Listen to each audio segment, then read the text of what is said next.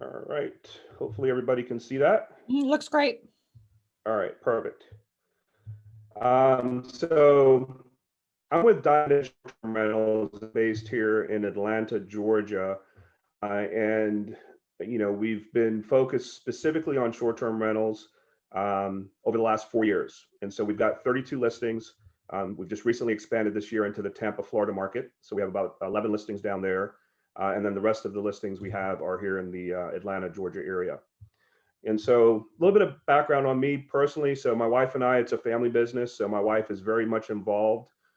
She handles a lot of the staging when we set up properties, and then she manages the cleaning operation, which is a critical part of this business, as you guys are going to see. And so we've done real estate investing probably for a little over 15 years now. We started into real estate with tax deed investing. So we purchased and sold a little over 350 properties with tax deeds, mostly in Georgia, but some in Maryland as well. It has a similar tax deed law that's very, very comparable in order to be able to take properties. And so through that process, we kind of learned the worst case scenario as to what happens when you do a rehab on a property that's been sitting vacant for over 5 years or more, and really got to learn, how to do rehab. So we also started a rehab business and did some rehabs in Georgia again and in some other states. And like most real estate investors, like Stacy's talked about, there's so many different niches in this business, and the rehabs are, definitely good for folks that are very much involved with the contracting standpoint. For me, it became a job. So we started like looking for some passive income. And so we started a traditional rental portfolio of just regular leases, and found out pretty quickly in that environment, as an investor, you're told you're doing great if you're going to clear about $400 to $500 a month after your debt service. And so for us, you have to mass up a pretty sizable portfolio for that to be meaningful enough to be able to have passive income. So we started looking at the short-term rental model about 4 years ago. And for me, to not have to deal with, people that are needing to get evicted because they didn't pay the rent right before the holidays. Even after you evict them, all of a sudden you've got to kind of do a mini rehab again on that property to get it fixed up again. The wear and tear that was involved for me was just such an eye opener. And for me, it was simple math, right? So on that same property that you would typically generate $400 net as an investor, in the short-term rental business, you can basically be 3 to 4 times that number. In some cases, some of the larger properties, more than that. So it goes back to, again, for me, simple math. So back then, we kind of learned the process, started slowly. We actually have 3 different types of ways that we manage properties. We have properties that we've rehabbed that we keep as a short-term rental. We have properties that we manage for other investors. And then we have properties that we engage in rental arbitrage and master leases. You guys might have covered some of that in the previous session as well. And so we like to have some diversification. So, all of those different sources of ways to get properties is something that we go after pretty aggressively and have that diversification. So I mentioned we're about 32 properties right now. We're going to, by the end of this year, we have a goal to go up to about 60. Mostly in the same Southeast Georgia and Florida markets. And so I really look at this business as a starting point. And, like I talked about, I think the peer-to-peer activity that occurs, not only Airbnb, but with Uber and Turo and Lending Club, creates an environment called the sharing economy, where it gives us as individuals the ability to make revenue just like the major corporations. And so this is really, a growing industry that's going to be forecasted to be in the $335 billion by 2025. And, I think Airbnb is going to be a big part of that growth. They just recently had this news release from CNBC about a week ago. The Airbnb CEO says company will need millions more hosts to meet surging demand. And so, the fact that we've had the downturn in the market with travel and with COVID, we've actually since April of last year when they first did that international shutdown, Like most hosts, we experienced the cancellations within that 30 to 45-day window. But since then, it's been nothing but occupancy and occupancy for various different reasons. And it's been, consistent. And so you still have, people that are moving or relocating that need temporary housing. You have people that have insurance claims on their homes that they need somewhere to stay while their primary residence is getting fixed. You have essential workers, traveling nurses. So there's a whole slew of opportunities that we hosted guests with last year and through COVID. Now, coming out of the pandemic, the ability to be comfortable in traveling and staying in a hotel has been an easy decision for a lot of travelers. And with the staycations, people working remotely, it's really kind of taken off in terms of the ability to have this as an option. And so that's attributed to a lot of the growth. So Airbnb has been around for 10 years, and a lot of us know about Airbnb. A lot of us do the traveling with them, but it is still a fairly recent new thing for folks that are starting to travel. And so just before the pandemic, Airbnb had about 5 million listings. Right now, they're right at about 4 million. So there was a degradation during COVID of listings. So there's a combination of those two things going on. We've got a drop in the availability of listings, about 20 to 30%. And then we've got an increase in demand. More people are coming onto the Airbnb platform and traveling and utilizing that option.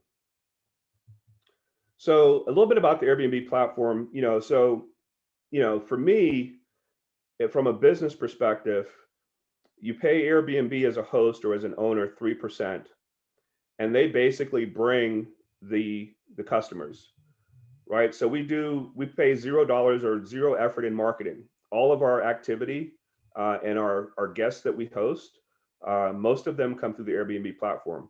Now, there are other platforms, VRBO, Expedia, Booking.com. And to run this like a business, you definitely want to have those other platforms as an option for your listings. And I would encourage that. But at the end of the day, 85 to 90% of your revenue, no matter what you do, is going to come through Airbnb. And there's a couple different reasons for that. One, not only do they bring you the customers, they also handle all of the payment activity, right? So they'll collect the money from the guest. If there's any disputes or any damages, Airbnb has a $1 million insurance policy that covers any damage during that guest stay. And so we've utilized that several times. So we still have insurance, like you guys talked about on the previous session. But to be able to utilize the Airbnb Resolution Center is another benefit to list on their platform. The other thing is the homes, compared to a traditional rental, these homes are going to be in much better shape than if they were occupied for a year or two. We're professionally cleaning and inspecting the property between each guest stay. And then we're fixing anything along the way. So, when you're looking on the Airbnb platform to look for options on places to stay, you're dependent upon those listing pictures, right? And so it's critical that as you move through time, that your listing pictures match exactly what your listing looks like when you walk in the door. And so we're constantly making improvements and making sure that the quality of that listing remains the same, and any maintenance issues, get corrected along the way. And so what tends to happen is, in a parallel world, that property 5 years later, even though it might have hosted thousands of guests, is going to be in much better shape than if you had a long-term tenant there for 5 years. And so, and we've had this, we've had properties where we have sold them after being on short-term rentals, and you might have a short punch list of, touch-up paint because of where the luggage hit the wall and those types of things. And so, the properties end up being in pretty much pristine shape. Now, one of the things that is like a tremendous advantage doing this, you can do this pretty much anywhere in the world, honestly, but in the United States, whether it's in the city, walkable to different restaurants and bars and things like that, or if you're out in the suburbs, So this works no matter where that property exists. And so as an investor, to be able to have this as an exit strategy, we've had a lot of real estate investor clients that just before COVID, when the real estate market wasn't doing that great, they would do these great rehabs and come up on their deadline for their hard money loan. And rather than selling it at a loss, we would put it on Airbnb for about a year and then relist it after that. And so that's another, great tool in the toolbox as far as being able to pursue as an option and still continue to be profitable. So some of the key attributes that you want to look for, when you're determining where or what the location is, you want to make sure that you understand or identify your target guest, right? So we have a lot of people that travel to the areas for different family functions. They're starting to open back up again. I mentioned earlier a lot of the staycations. Or are you trying to target more of a corporate or a business traveler that are coming into the city? So you want to understand who that target guest is. So as you begin to set that property up, you're making sure you're accounting for, if it's large families you're looking for, well, if there's any available space for sleeper sofas, then you want to throw those in there to be able to accommodate sleeping more people at that property. And so, we have 5-bedroom homes that sleep 16 people, right? So think about that for a minute. 5-bedroom homes sleeping 16 people. You're going to start to see why this is such a moving trend. If I have to pay for 7 or 8 different hotel rooms to house 16 people, no matter where you are in the United States, that's going to be a pretty sizable amount. However, in most cases, for $300, $400, $500, depending on the type of home per night, you can accommodate 16 people comfortably. Look at how you want to be able to provide an experience as a local. And so, the whole backbone of this business is hospitality, right? The guest experience is what drives the review process. And so on Airbnb, we will review the guests during their, after their stay, and the guest reviews us.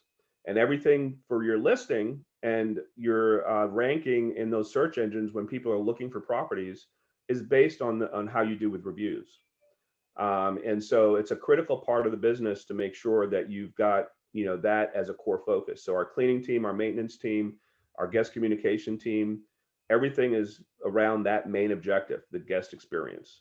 So convenience, right? So we've got properties in Midtown Atlanta that are near the Beltline, near Ponce City Market. You can walk to a lot of different restaurants, Piedmont Park.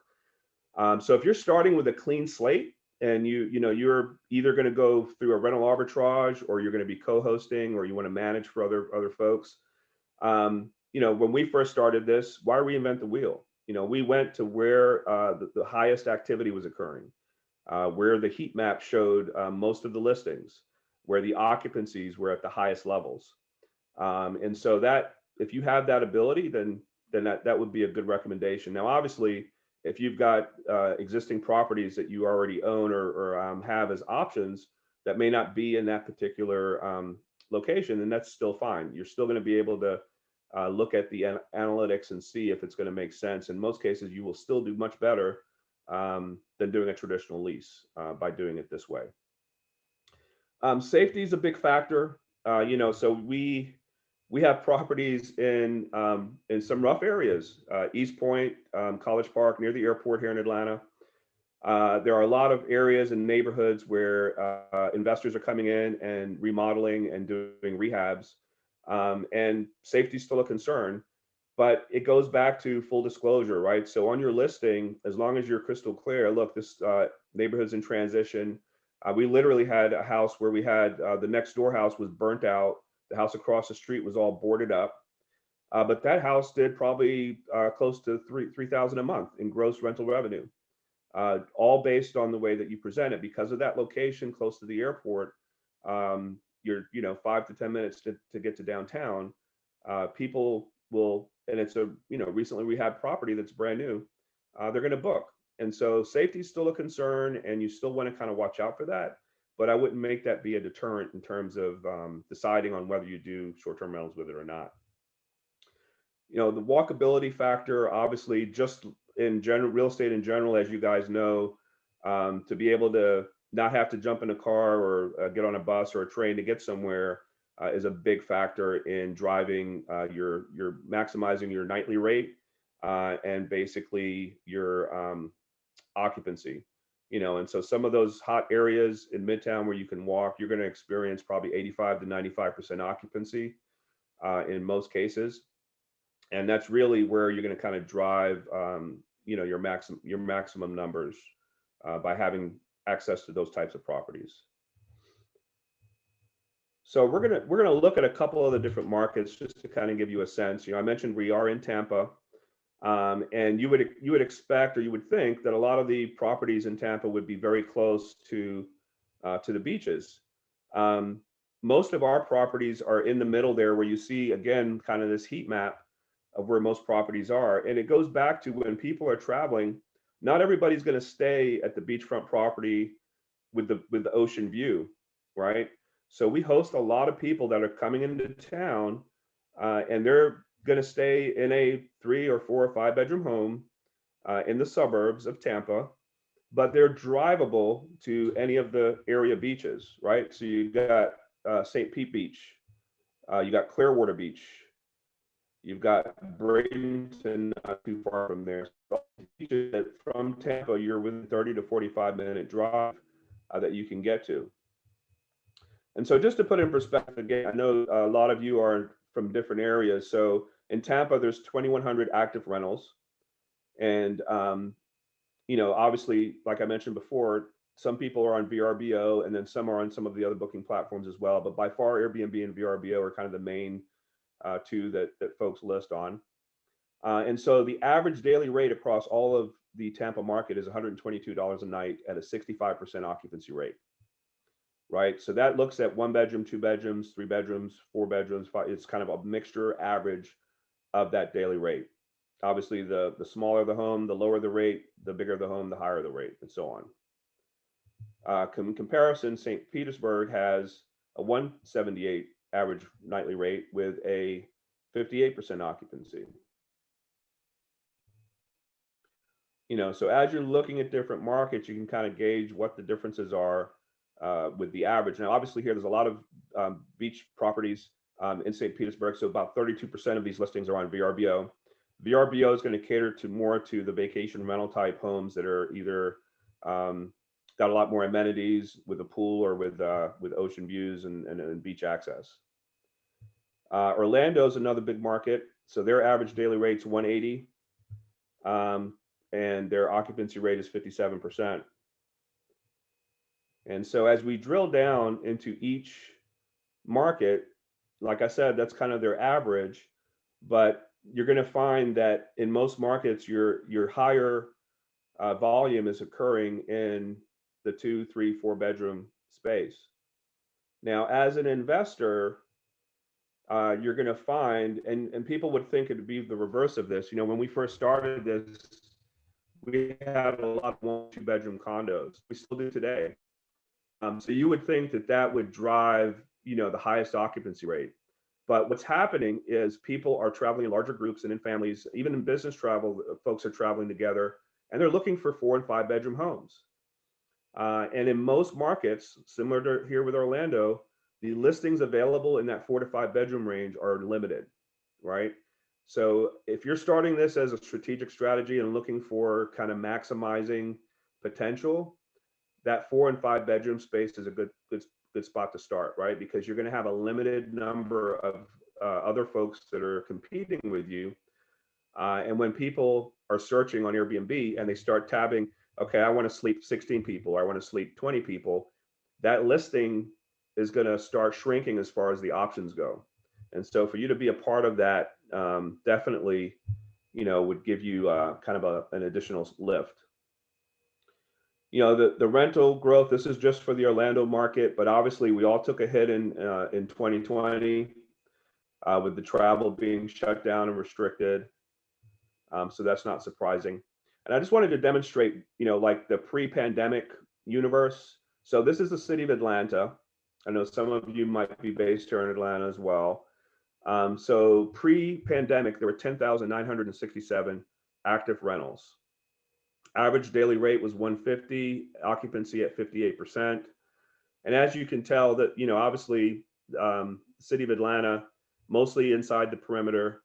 I must mention, we still do quite well with properties in the suburbs. We have properties in Marietta, in Lawrenceville, Stone Mountain, Snellville, that do quite well. Now, the difference is if you're in Midtown and walkable, your average occupancy rate might be 85%. But if you're in the suburbs in Marietta, it might be 62%. But because you're still doing the math, it's based on that nightly rate. It's still going to be, again, compared to a traditional rental, you're still going to be in much better shape. So Atlanta market pre-pandemic, 10,000 plus listings. The current environment, like I mentioned before, and this has occurred across the world, now we're down to about 7,600 active rentals in the Atlanta market from 10,000. So that 25 to 30% deduct in listings has again created this environment where there's a lot of demand and not enough properties for bookings. So just to drill down into the analytics, you kind of have to put on a different mindset when you're reviewing Airbnb or short-term rental market options, right? You're no longer just looking at a traditional lease. You're looking at two main factors that are going to drive your decisioning: the nightly rate and the occupancy. Now, like I described before, the nightly rate is going to be different depending on the size of the home. And there's still options. There's still people that are renting their couch. That's how Airbnb started. It was a few friends in San Francisco that recognized that a conference came into town, all the hotels were booked up. And so they rented out their couch and a blow-up mattress. And that was the first Airbnb customer a little over 10 years ago. So even to this day, if you look on Airbnb, there are folks in Buckhead and other major cities that rent out their couch for $35 a night. There are people that rent out private rooms. So you can have a 5-bedroom house, and instead of doing that as one listing, you can have 5 different listings and basically rent out each individual room to individual people that need it for transitional housing and things like that. So that's a whole nother potential option or strategy.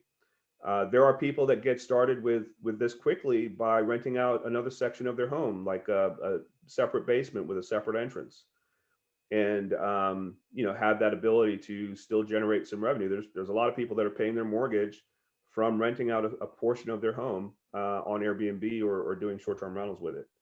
So it's definitely a big driver for the ability to get started quickly. So the other attribute, like I've mentioned, is the occupancy rate.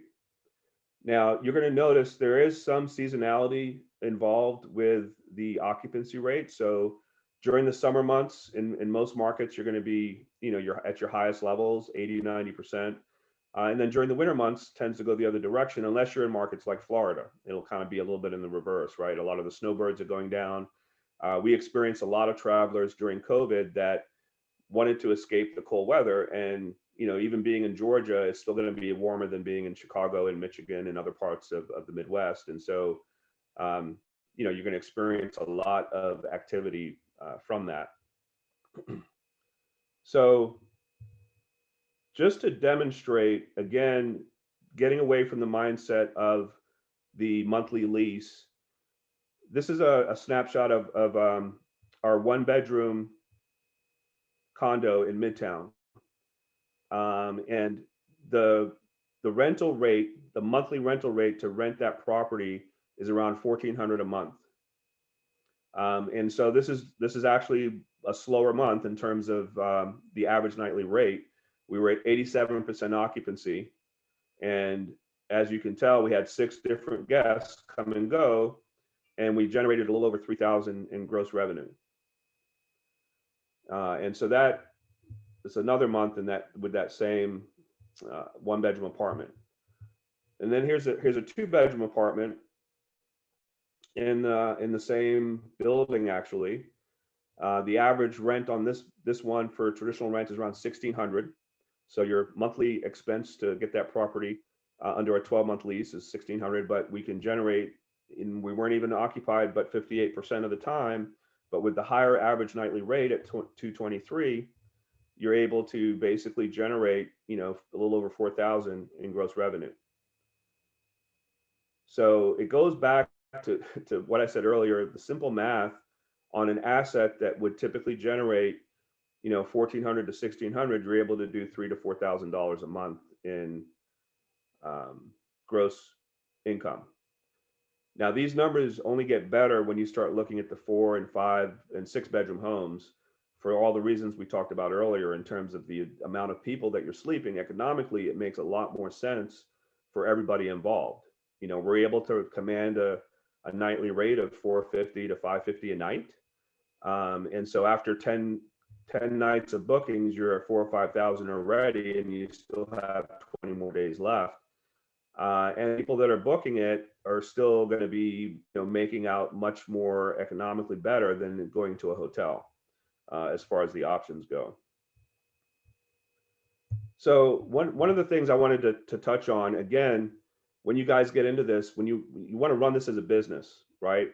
And so one of your first goals should be to become a superhost. And so when you are on the search engine for Airbnb and people are searching for your listings, some travelers and some people that use Airbnb frequently, they will only search superhost listings because they know that these are folks that care about the listing. They have had previous favorable reviews, and it kind of gives you an additional advantage over the other listings once you become a superhost. Now, it's definitely a challenge to keep maintaining that status. This is something that Airbnb reviews on a quarterly basis. And so the criteria that they use, we mentioned the reviews earlier, you need to have an average of on all of your listings of 4.8 or above to maintain your status. You have to have at least completed 10 guest stays.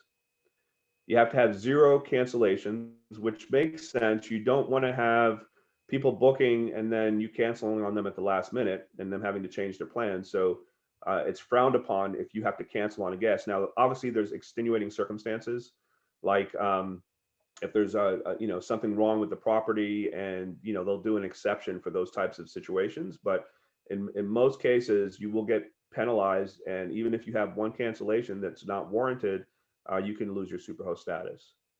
The fourth one is pretty obvious. So you should be doing this anyway, but 90% plus response rate. You're measured by responding to guest inquiries within a 24-hour window. Obviously, I feel, and again, running this like a business, you should be much better than 24 hours. So I think our average response time is in that 5 to 7 minute range. If you think about it, when you have a guest that's actually inquiring about the listing, and they're looking at other listings as well. So it's important to be very responsive and answer any questions so that hopefully they'll end up making a decision and potentially booking with you. So one of the other things that we need to be aware of in this industry is the regulatory environment, right? So because this is something that is fairly recent, similar to what happened with Turo and Uber, when some new technology comes into the marketplace, government agencies are usually late to react. And so there's still, in Florida and in Georgia, there's still a lot of the rules that are being determined, and in some cases being outright banned for short-term rentals. And this is across, Chicago, San Francisco, New York, a lot of the major cities as well. So the very first thing when you're looking at location to determine feasibility is to confirm that you don't have any regulatory restrictions, right?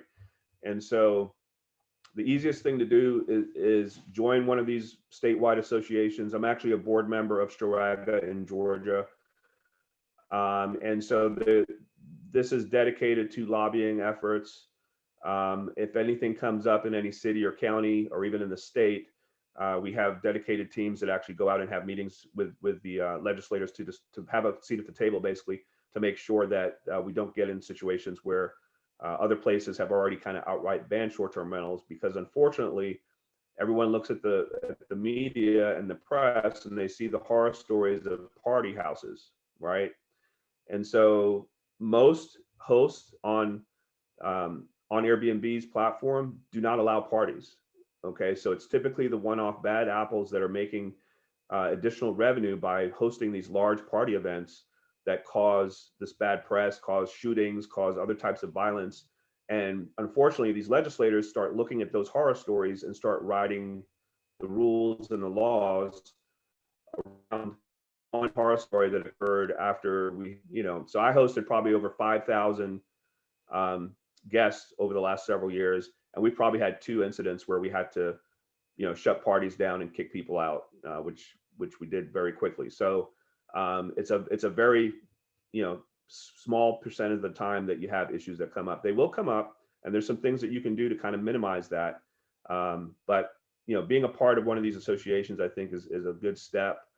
The other thing that is critical is the homeowners association or condo associations. You want to stay away from those. Some people have a different opinion about this, but even if it's allowed today, you run the risk at some point in the future, after you've invested in furniture, you've set up the property, you've put this time and effort into getting the listing up and running, and that owners association can come along in 2 months and send you a letter and say, look, we're not allowing short-term rentals in our area anymore. You're going to have to shut it down. So for me, it's pretty straightforward. There's plenty of other properties that are out there as options that do not have those associations as a potential risk. You should definitely try to stay away from them. And so, that's one additional thing to kind of look out for. So, some of the key things that we talk about, and I'll get into Q&A here in a minute. We do our monthly meeting is the first Tuesday of every month at 3:00 with REI USA. And so our next meeting is actually coming up next Tuesday at 3. I'd welcome you guys to come join us. And, depending on the topic, like last month, we covered price optimization. And so we demoed 2 different options in the marketplace of pricing tools. And so that's just one example of what we would do as far as our topics. But just, as you're starting out, these are kind of the key components that you want to look at and spend some time on when you are looking at doing a short-term rental or an Airbnb. We touched a little bit on the market analysis and review and kind of how to do that. There are multiple tools out there. Some of these screenshots that we used are from AirDNA, which is a separate company from Airbnb. They actually gather data from the internet by scraping what's going on with the market, right? So they might be looking at a listing that was available 2 minutes ago and snapshot what that activity was as far as pricing. And now if they go back and it's no longer available, they assume it got booked. And so they're capturing a lot of historical data, not only in different states, but globally across the world. And so, we have properties in Montego Bay in Jamaica, and we have these same tools available to us to run the business. And so it doesn't matter where you are in the world as an option, you can utilize the exact same business model that you put together for your properties here. Property setup is obviously is a lot of the heavy lifting in the beginning. You're going to want to have a property set up that's comfortable and fully equipped kitchen. A big part of the expense in the beginning is going to be a lot of your linens and towels. You want to make sure you have enough inventory to be able to come and be able to continually turn. As you saw from some of those calendar examples, we might have 4 or 5 different guest stays per month per property. So you want to make sure you have enough inventory in the beginning to maintain that, as well as accounting for damaged items and things like that. Property setup obviously includes the furniture, TVs, electronics. It's a critical part in the beginning. You don't want to just kind of get everything from garage sales or kind of as cheap as you can go. You want to be able to have that quality feel, and it's what I called Instagrammable pictures, right? You want your guests to look at that picture and say, hey, I want to be there and hang out and take pictures and selfies and be proud to stay there. So you do want to put some thought into the decor and making sure that you're getting quality items when you do your property setup. And there's ways to do that on a budget as well.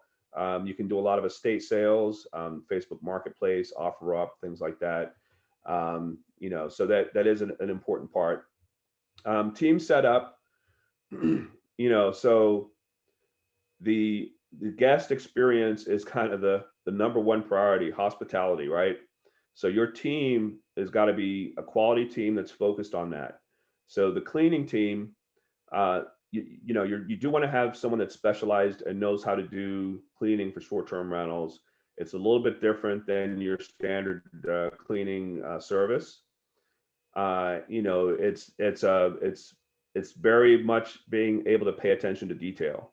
And so if you can imagine, if I checked into my listing and I go to the microwave and there's some chicken wings in there from the previous guest from 3 days ago, right? Or there's a dirty towel on the back of the bathroom door, or there's some socks underneath the bed, or there's even worse, like just one strand of hair on the pillow. So there's very, very detailed cleanings that have to occur that drive your success. We've talked about the review status and the superhost status, and all it takes is one bad review and your listing and marketability goes down very quickly. So that's a critical part. Maintenance, handymen. You want to have those folks on call. And so it's a little bit different if you've got a 12-month rental and you get a phone call on a Saturday night, oh, the AC is not working, it's in the middle of July. Well, if you're a long-term tenant, it's probably acceptable to expect that your AC technician is not going to be able to get there till Monday or Tuesday. But guess what? This guest is staying there for maybe 4 days or just for that weekend. You got to have somebody show up, even if they don't immediately are able to rectify the situation. So it could be something simple like a filter change or a breaker. But the fact that you showed up fairly quickly is kind of what you want to be able to focus on. So that's a critical part of building the team and making sure that you have that ability. There's other things that come along with this that are kind of obvious. Pest control, lawn maintenance. You still have to make sure that property is kept up to speed. Probably even more so than if you had a traditional tenant there. And so you really got to have your finger on the pulse of regular maintenance checks and making sure that you don't have any. Be proactive, so you don't have any issues come up. One of the biggest reasons for cancellations is bugs or roaches. Right. So if you're not maintaining your pest control company and not having that taken care of, then that's a potential problem. You can basically have somebody cancel on you just because they saw a roach or a bug or a spider or whatever it is. So that's a critical part of it. Airbnb platform. So we talked quite extensively about this, but one additional thing here is, which I think, again, one of the reasons why they're successful is the resolution center. Make sure you learn how to use that and take advantage of it. We've probably filed, probably 15 to 20 claims over the last couple of years that have been fully reimbursed for damages that have occurred during guest stays. You may have to jump through some hoops and some pictures and documentation, estimates, or copies of receipts. But usually Airbnb will basically fully cover you for that. No deductible, right? So it's better than insurance. You're not coming out of pocket. And so, that's, again, something that's really beneficial. Now, guest communications. So in the beginning, I would suggest that you handle all your guest communications, or someone that you're going to grow with on your team, so that you can kind of learn the nuances of what to expect, what's going to happen. And then as you grow and add more listings, you can then start to outsource a big chunk of that guest communications. And so basically, today we have 24/7 coverage for all of our listings. That is a team of VAs that basically work all of our listings. And so 80% of that communication is handled by the VA. And then the other 15, 20% is someone on our team that might need to get further direction. But again, you can definitely get that automated and set up. But in the beginning, I would recommend the first few months that you handle and take the lead, especially if you're trying to shoot to get the superhost status, to understand the nuances and kind of what comes up and what to deal with. Integration tools. So I talked a little bit about price optimization tools. So there's ways that you can maximize potential by having pricing tools, directly integrated with your listing that will change with supply and demand in the marketplace. Give discounts when you don't have bookings, and do some things automatically in the background, so that you're not having to spend time figuring out what event is coming next weekend and how to adjust my pricing. One of the biggest mistakes that new hosts tend to make is simple things like the Super Bowl. We had the Super Bowl in Tampa in February, and a lot of the hosts that aren't really treating this as a business had their pricing at regular prices, when it typically can command up to 10 times the nightly rate when you have large events like that come into town. Same thing in Atlanta when we had the Super Bowl here, All-Star basketball weekend. So these pricing tools help you, not have to think about that. You can make adjustments to it and you can give it some guidance, but that's a critical part of it. Some of the other tools that we use, we have electronic locks that are in pretty much all of our listings. And what they do for us is more from a security standpoint. That code will change and only be good for each guest stay from check-in to check-out. We have different codes for the cleaning staff, for maintenance, and so on. It just gives us another tool to manage, the ability to see who's coming and going and be able to restrict who's coming and going as well. There's also obviously outdoor camera surveillance to monitor the properties. And then there's noise detection devices. So they measure the level of sound. They don't record. And so, especially in some of the condo buildings where you've got neighbors that are close by, you don't want to wait till 2 o'clock in the morning for the neighbor to call you and say, there's a bunch of partying going on or loud music, and I'm trying to go to sleep for work. You can have a setting on a lower threshold that we get notification. Our VA will get notification if the noise level goes above a certain amount in that 10 p.m. to 8 a.m. quiet time window. And we can tap the guests on the shoulder and say, hey, just wanted to check and make sure everything's okay. And just so that way they understand that, they've agreed ahead of time to the quiet time to not disturb neighbors. And so that's another tool that we typically use. And then of course, there's a smart thermostat. There's other, smart home things that we use to kind of manage the listing and be able to, again, focus on the guest experience. One of the most important tools is what's called a channel manager. And a channel manager, there's a lot of different ones in the market that will basically help you with automatic messaging, messaging to your team, so the cleaners can have access to automatic notification when they need to go clean a property for checkout. It allows us to be on multiple platforms and be able to manage the communications in a centralized location. So whether it's listing on booking.com, VRBO, Expedia, or Airbnb, my team is communicating through one channel or one messenger to handle that communication. And then there's some other reporting tools and some other things that come along with that that are beneficial.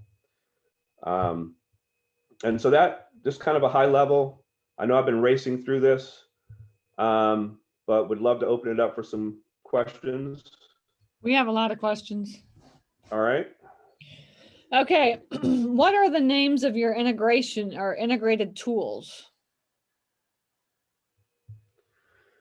Right.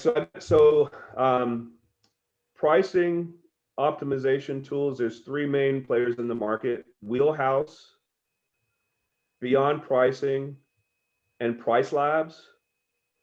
They all 3 do the same thing I described, where they integrate directly with the listing and automatically change the pricing and give you some functionality with tools to help manage that. Channel managers, there's many of those as well. We use Guesty. There's Smart Bnb. Actually, Guesty just bought Your Porter. Your Porter is another tool that's out there. And then integration tools besides that, the remote lock is a good one.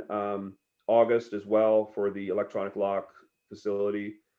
The noise detection devices, there are two main players in the market. One's called Noise Aware, and the other one's called Minute, M-I-N-U-T.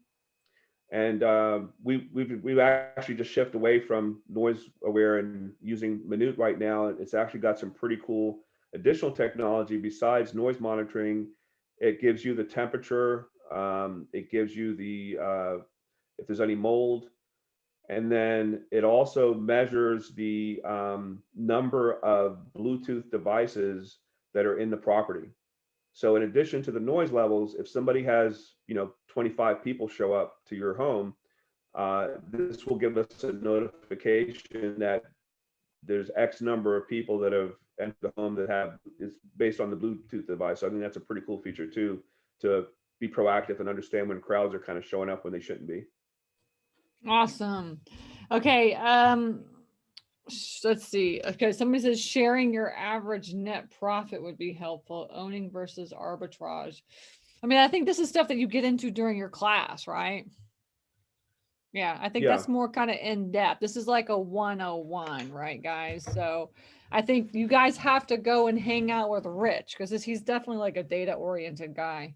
If you're into all that stuff, then just go hang out with him. Right? Yeah, I mean, I can respond to that because that's important to know. Net profit, Okay.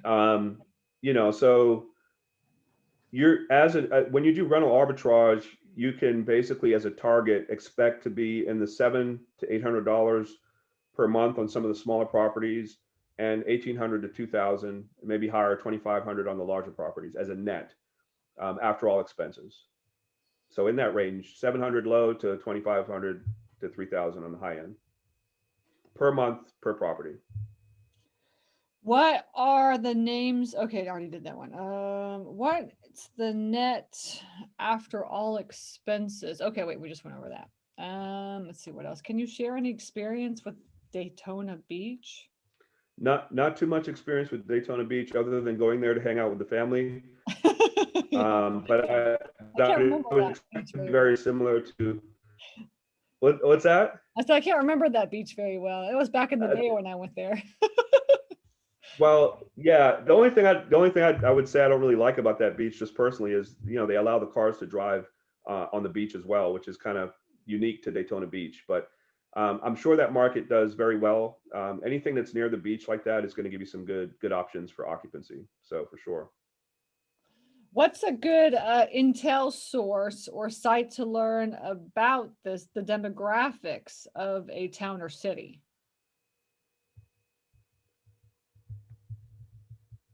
So demographics. Where do you get that? Yeah, there's a couple. Is there anything from Airbnb or anything? No, they're saying no, they can't find it on Airbnb. Yeah, so the STR demographics in a given city or town is gonna be very informative for AirDNA, like I talked about. They're the main provider of that kind of data. They're looking at historical data. They're gonna let you know. So some of those slides we looked at, where it shows the average daily rate, how many listings are in the area, what kind of listings they are. You can drill down to just the size of the house that you have, and in that neighborhood. And so it gives you those types of analytics versus, and I agree, Airbnb doesn't really give you any help in that arena. And so, that would be a good source for you, is the AirDNA platform. Yeah, AirDNA. Okay. Would you Airbnb a week timeshare in Orlando? Timeshares are tricky because you've just got that 1 week for the year. And so most of the timeshare resorts are going to have controls over who's coming and going and how you check in and stuff like that. So it's not really a scalable strategy from what I've seen. Now, if it's a timeshare where you've got more access to it and you've got more time to it, and maybe it's specific to one resort, then yeah. So tell everybody again, when is your class? It's the first Tuesday of every month, which at 3:00 from 3 to 4. And so the next one is actually next Tuesday. This next Tuesday. Which is May 4th. Yeah. Yep. Okay. First Tuesday in the afternoon. We have so many sessions that I'm like, it's hard for me to keep track of everybody's times. So, because we have like 30 webinars, at least 30 webinars a month right now. Okay, so there's plenty of stuff for you guys to do. Okay, and then we're getting more teachers on a regular basis. But if you're interested in Airbnb, you got plenty of options. But Rich is a good option. I think he's, as you see, what I love about REI USA is you're gonna see all the different personalities of all the different teachers and stuff. Like Mylene is like really super bubbly, and then you got Rich who's all like, yeah, let me show you some data, dude. You know, so. So I'm not bubbly. Is that the message, Stacy? Do you want to be bubbly? No. Okay. Okay. We'll let Mulaney be the bubbler one. I drink bubbly, but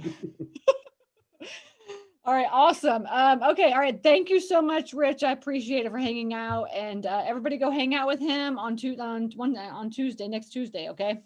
Thanks, everyone. All right. Take care. See you next week.